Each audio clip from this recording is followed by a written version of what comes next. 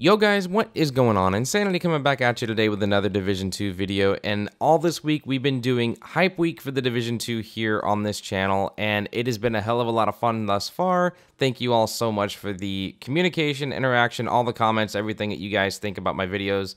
The support has been real. So with that being said, I'm going to go ahead and try and give you guys even more this week by talking about one of the biggest topics and perhaps the one genre that's just completely taken the gaming community by storm, and that would be the Battle Royale genre. I mean, pretty much we all know Fortnite is the biggest juggernaut right now in the entire gaming community. Over 65 million unique players at this time, and the crazy part about it, it's easy to play. Anyone can pick it up and play it as we speak across multiple platforms and even on mobile these days. I mean, this game is pretty much just taken over everything, including streaming services. It's the most watched game. It's the most played game. Like, it's got everything out there at this time that is just completely ruling the gaming community.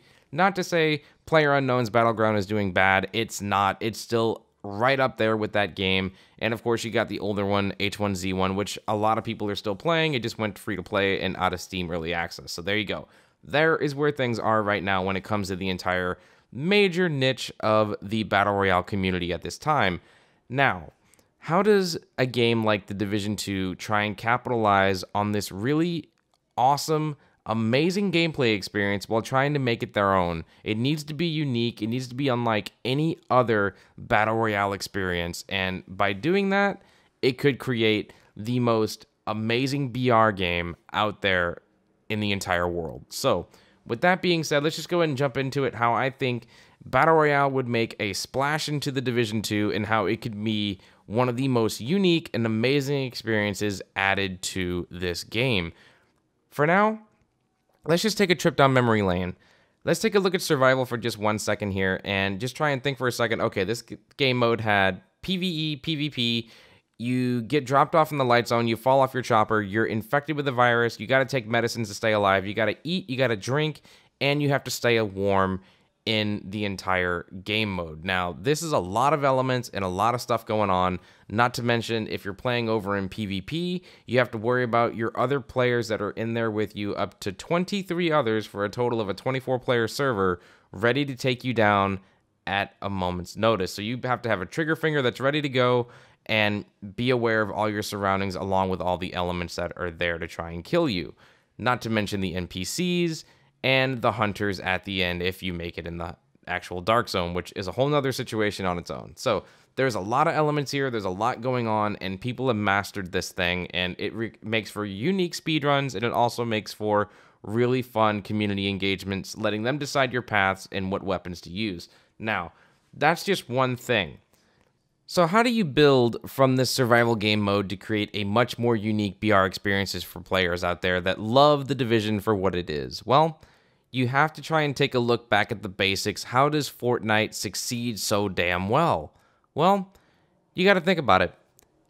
Anyone and everyone can play Fortnite. Why?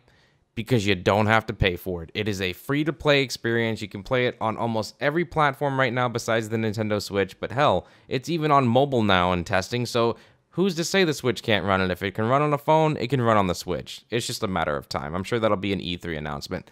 Next thing on the list that I wanted to go ahead and talk to you guys about is, if this does indeed become a free-to-play game mode, how does it intertwine with the Division 2 for those who actually buy the game? This game does not need anything like a season pass or a battle pass. It doesn't need anything like that for the BR experience. It needs to be a true free-to-play experience where those who own the Division 2 get additional content in the BR game. That is your season pass. Just from owning the true game, does that give you additional stuff? That would be a great way to handle it. Those who buy the season pass and the full game as well would also maybe get some additional cosmetic goodies that other players wouldn't have. So it would be kind of like you're paying more for the stuff that's in the full game and just benefiting over in the BR experience. So that's one way to make sure that the BR game has nothing more than just a traditional player versus player experience with awesome cosmetics, with a store if you wanted to go ahead and buy microtransactions with premium credits or whatever they want to call them in the Division 2. Now, that's step one. For part 2 of this BR breakdown, I wanted to go ahead and talk to you guys a bit about the location of where this could take place in the Division 2. And I'm going to leave it simple.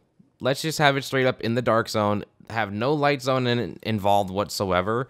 That way, it's got a very unique situation. It's got a great way to learn the DZ.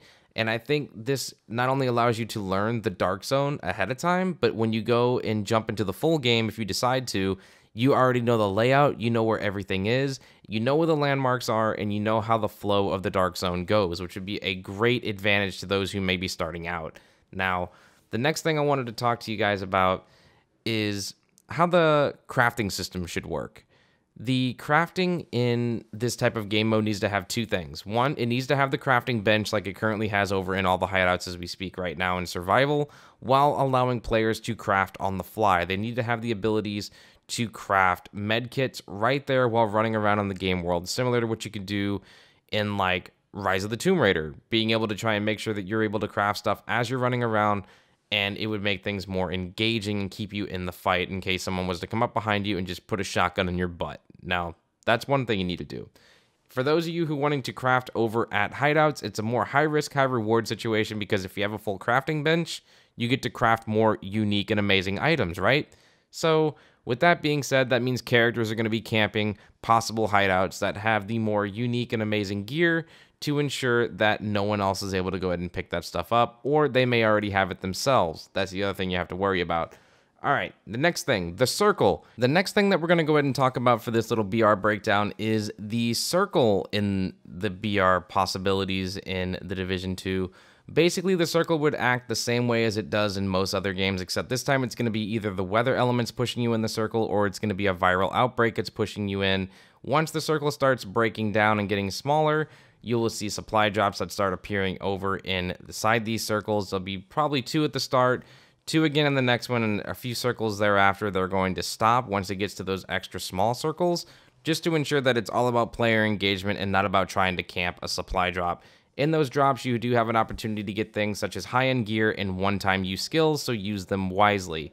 Anyways, guys, sound off in the comments down below. What do you guys think? Do you think BR stands a chance over in the Division community, or is it something that should just be left out to those who enjoy it elsewhere? Like if you haven't, sub if you're new. I'll catch you next time. Peace out.